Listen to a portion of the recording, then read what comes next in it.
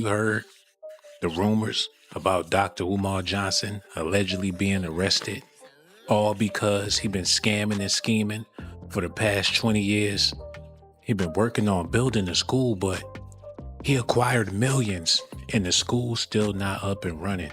The story of Dr. Umar Johnson has always been wrapped in controversy, but now it feels like the walls are finally closing in. The FBI has stepped in, not with whispers, not with rumors, but with a full-blown indictment.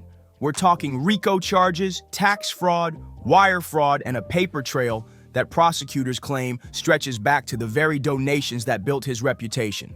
This isn't just about a man with a microphone and a loyal online following anymore. This is about whether Dr. Umar's empire was ever real in the first place, or if the entire thing was smoke and mirrors, built on false promises and desperate pleas for money.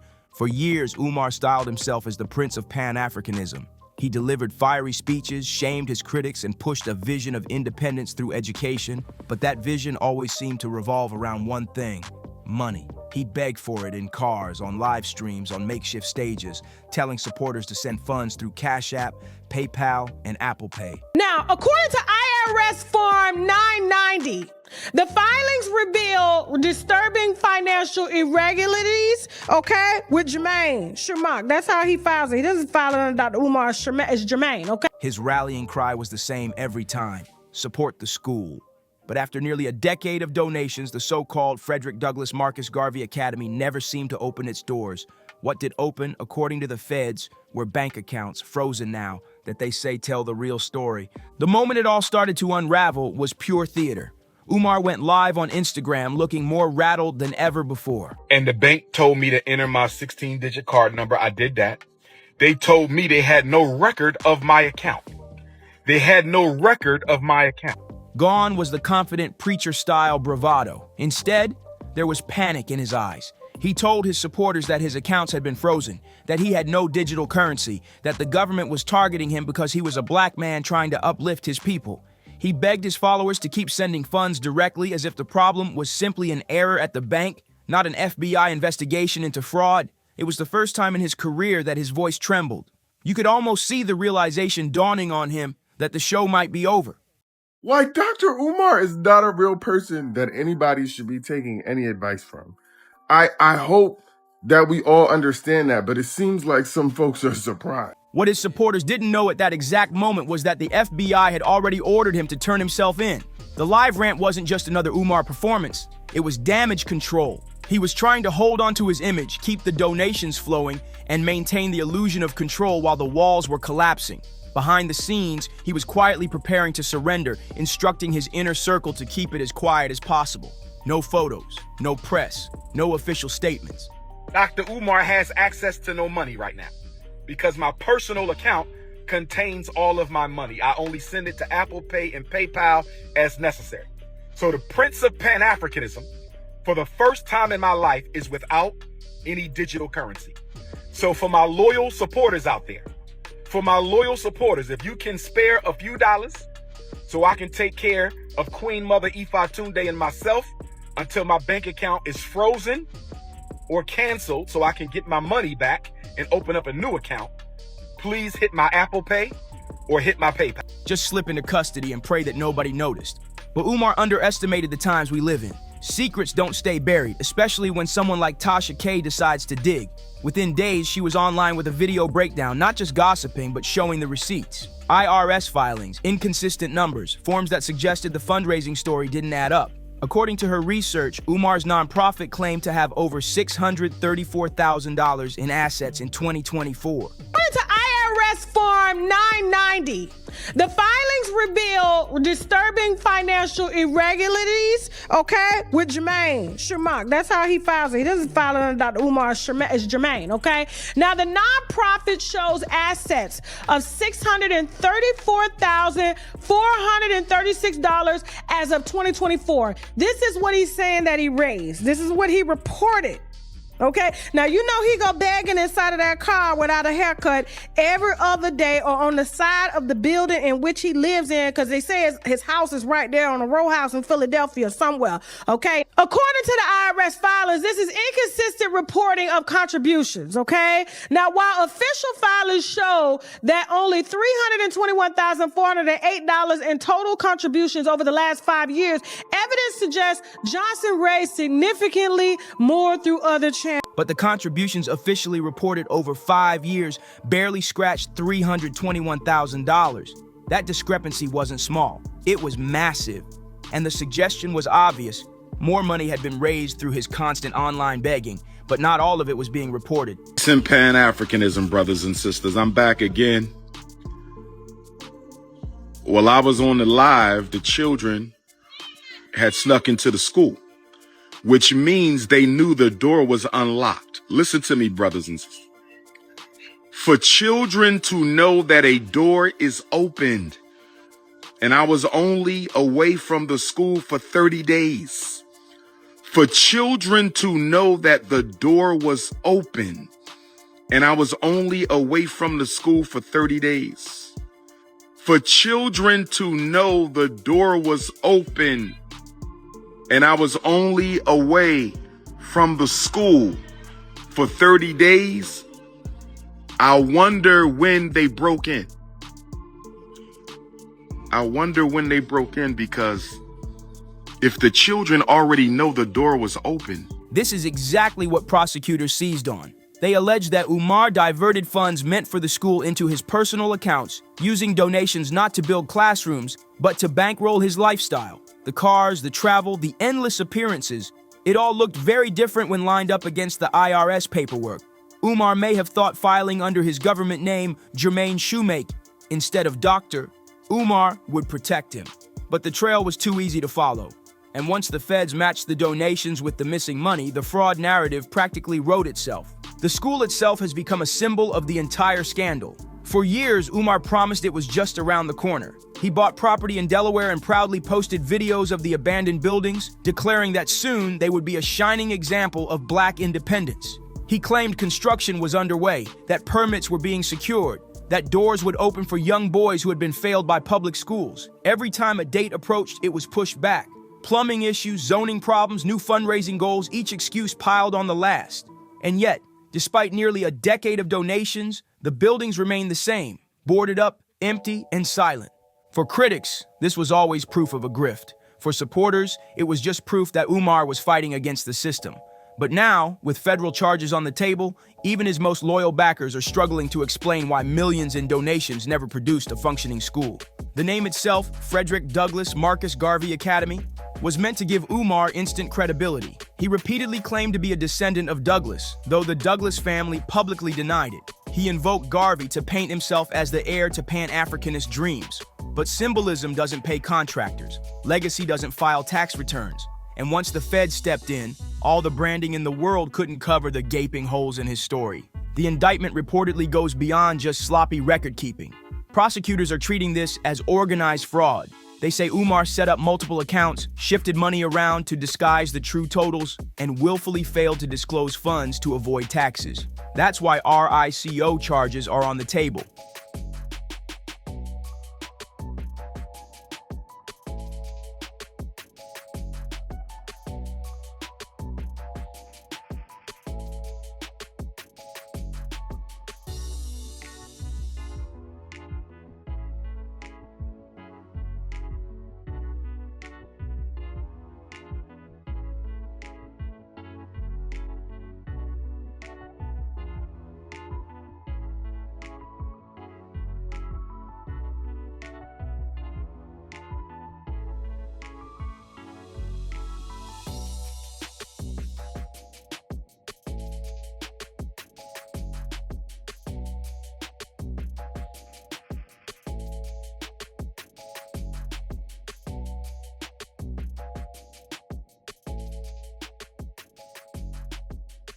To the government, this isn't just about one man mismanaging a nonprofit. It's about a deliberate scheme to collect money under false pretenses and use it for personal gain. And RICO isn't something you beat with fiery speeches. It's the kind of charge that buries you for decades. The irony is brutal. Umar built his platform railing against corruption in the system. He branded himself as the man who couldn't be bought, who refused to sell out, who was fighting for the future of black children. But now the very system he called the enemy is the one holding the receipts. And instead of standing tall, he's online begging for emergency donations just to buy food. The Prince of Pan-Africanism reduced to asking strangers on Instagram to send a few dollars to PayPal. It's the perfect metaphor for how far he's fallen. Critics like to point out that the warning signs were always there. Umar's style was never subtle. He was a showman first, educator second, administrator dead last. His public persona thrived on creating urgency. Donate now, the school needs it. Our children need it. He made every live stream feel like a do-or-die mission, but behind the passion was a lack of transparency. No financial statements, no clear budgets, no real updates on construction, just more pleas for money. It was a model built on faith, not facts. And faith has limits when the FBI shows up with subpoenas. And Tasha K's breakdown hit particularly hard because it took what had been whispers for years and laid it out in black and white. Numbers don't lie. And once those numbers went public, it was impossible to ignore the cracks. She accused Umar not only of skimming funds, but also of deliberately misreporting contributions to dodge taxes. That's where the wire fraud and tax fraud charges come in. Because once you start moving donor money around without proper disclosure, you're not just mismanaging, you're committing crimes. The broader tragedy here is the people who believed. Thousands of supporters sent their money, often small amounts, convinced they were part of something historic. They believed Umar when he said the academy would save black boys from the school-to-prison pipeline. They believed him when he promised classrooms, teachers, and a new model of education. For some, those donations came at a cost. They gave money they couldn't afford to spare. And now, with the feds laying out their case, they're left wondering if they were simply financing a man's lifestyle. The feds reportedly seized records of multiple fundraising campaigns Umar ran over the years. Each one promised a new milestone for the school, but the funds often disappeared without explanation. To prosecutors, it looks like a pattern. To supporters, it's a betrayal. And to critics, it's confirmation of what they'd said all along.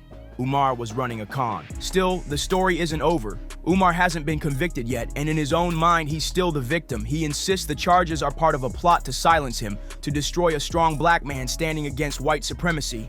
In his Instagram rants, he paints himself as a martyr, begging for support, insisting he's innocent. But his voice doesn't carry the same weight it used to. The tremble, the desperation, it betrays a man who knows the fight is slipping away. If the charges stick, Umar could be looking at decades behind bars. RICO alone carries the potential for a 20-year sentence. Add tax fraud and wire fraud, and you're staring at a future with no speeches, no live streams, no pleas for donations, just prison walls and a legacy that will be remembered not for building a school, but for building one of the most infamous scams of its era. And that's the real question. Was Dr. Umar ever who he claimed to be? Was he a visionary betrayed by a hostile system, or a fraud exposed by his own greed? The FBI says they have the receipts. The public says they've seen enough. And Umar himself, for the first time, he doesn't seem to have the words, because when the school never opens, when the money vanishes, and when the feds freeze your accounts, the speeches don't matter anymore. Reported GoFundMe campaigns, all right, that he's been suspended from through 2014 and 2015 of over $400,000 raised before the account suspension. That's a lot of money for GoFundMe, okay? PayPal donations, approximately $125,000 documented. Speaking fees and direct donations, estimated $750,000. This man raised all this money and ain't got a haircut yet. Total estimated funds, 1.6 to 2 million that they can account for, and this is with them digging. They've been on this, okay? And we're gonna talk about how much they've been on this, and that's the reason why that damn school is on the auction block right now, vacant school that never opened. And he promised to open it in 2013 and kept pushing back the opening date and blamed us, well, not me, y'all, if y'all donated, as to why it can't open, because black people can't stick together, okay? Even though he was running it like a mom and pop shop. What matters are the facts, and right now the facts are closing in. The scandal around Dr. Umar Johnson didn't just grow overnight, it's been building like a storm cloud for years. But lately, the cracks in his empire have widened into gaping holes, and the excuses that once felt slick now look flimsy under the harsh light of federal scrutiny. Prosecutors aren't just looking at one shady moment or one missing check anymore. They're piecing together a pattern.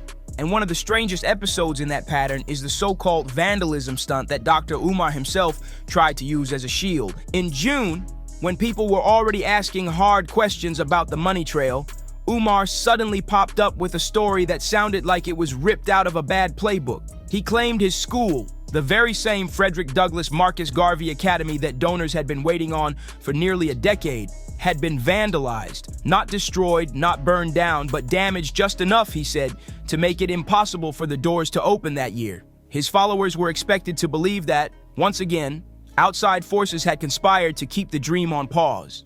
And in typical Umar fashion, he didn't just tell the story, he dramatized it. He filmed a video of himself confronting a group of children as if they were the culprits, scolding them in his booming preacher's tone, all while posting the footage online without the consent of their parents. It was theater masquerading as tragedy. The problem was obvious to anyone paying attention. The damages he described of some missing supplies, some cultural artifacts supposedly destroyed, a library messed up, conveniently left the building itself untouched. If anything, it looked staged, like the perfect excuse to buy more time. Critics immediately noticed how little evidence he showed. Where were the photos of smashed shelves? Where was the police report? Where was the insurance claim? If this was a real break-in, why was his only proof a shaky live stream of him lecturing a handful of kids? The internet didn't let it slide. One viral comment cut straight to the bone. Where's the proof of said damage? Show us the insurance. Post even one image. Or is the real vandalism you and this entire project? That comment racked up shares because it said what everyone was thinking. Umar's so-called vandalism felt less like an attack on a school and more like another delay tactic. Another story crafted to keep donors from asking why the doors were still locked after all these years. It wasn't long before the truth behind the vandalism story started leaking out. Local reporters and investigators discovered that Umar hadn't even been paying the basic bills on the property. Vacant property registration fees were overdue. Utility bills had stacked up, and if he didn't pay by August 25th, 2025, the property itself was set to be put up for auction.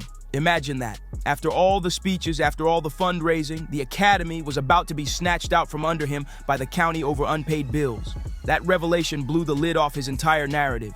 How did Umar respond? The same way he always does, by playing the victim. He went online claiming that the fees were punitive and discriminatory. You mentioned Umar Johnson, and I don't know what's going on with his school, but I know that you know what's going on with the school. It ain't been built. Shit, ain't nobody seen the classroom. Just seen the flag hanging out, flying in front of that. He's been talking about it for 15 years, 16 years or something like that. Yeah. He been lying. And results is everything. Yeah. Results is everything. I ain't never built nothing begging other than Joel Osteen, but his daddy passed him to church.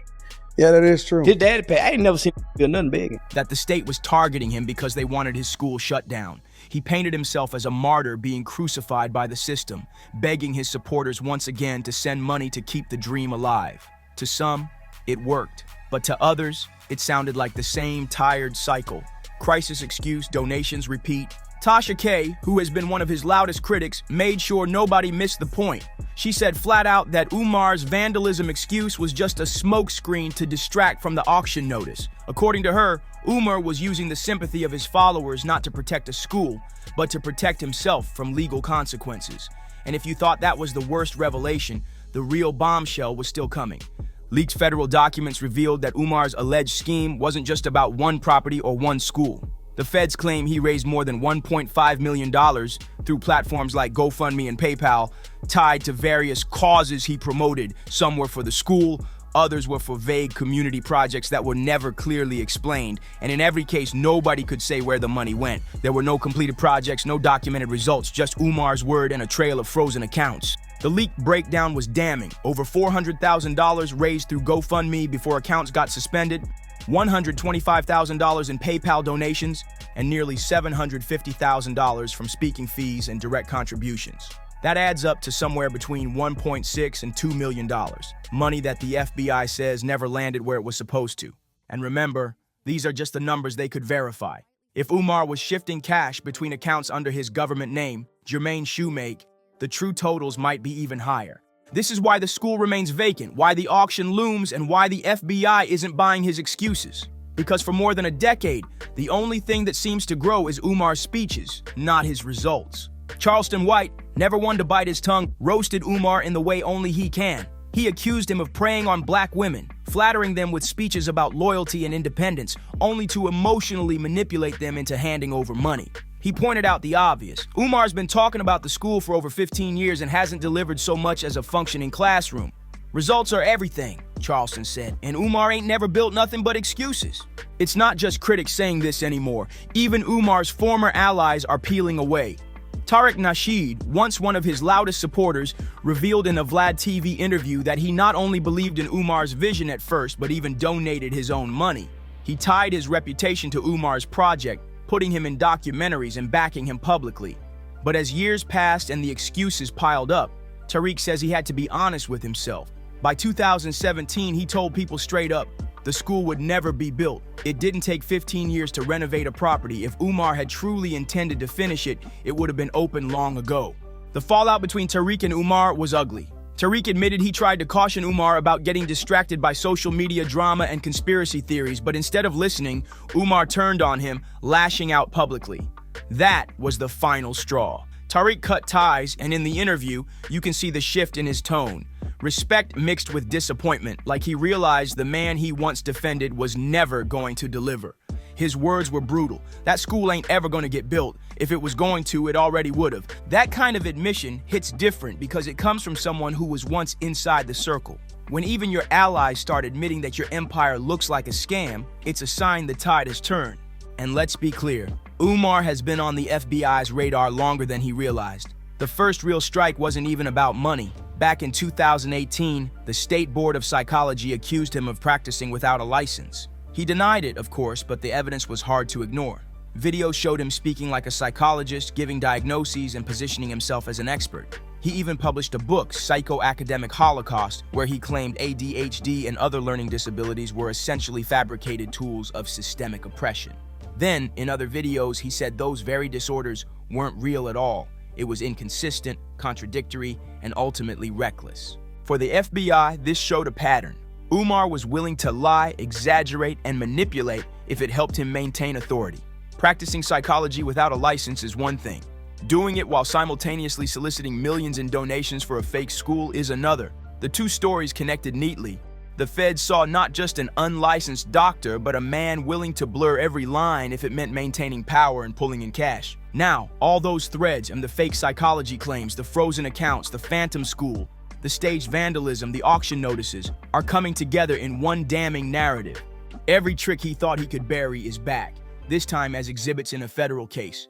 And that's why his usual tactic, the fiery Instagram lives, the claims of racism, the pleas for emergency donations, aren't landing the way they used to. His followers are peeling away. His critics are louder than ever. And the feds, they're stacking receipts into a mountain of evidence that no speech can climb. The tragedy here is that for years people wanted to believe. They wanted to believe in the dream of a Pan-African school, in the idea of independence, in the possibility of a new path for black education. They donated, they defended him, they shared his videos. But now, with every new leak and every new charge, that dream looks more like a scam. Unless Umar pulls off a miracle, he's not walking back into his so-called academy. He's walking into a courtroom, and this time, the speeches won't matter. So don't forget to let us know what you think in the comment section. We'd love to hear it, and like and subscribe for more content from us.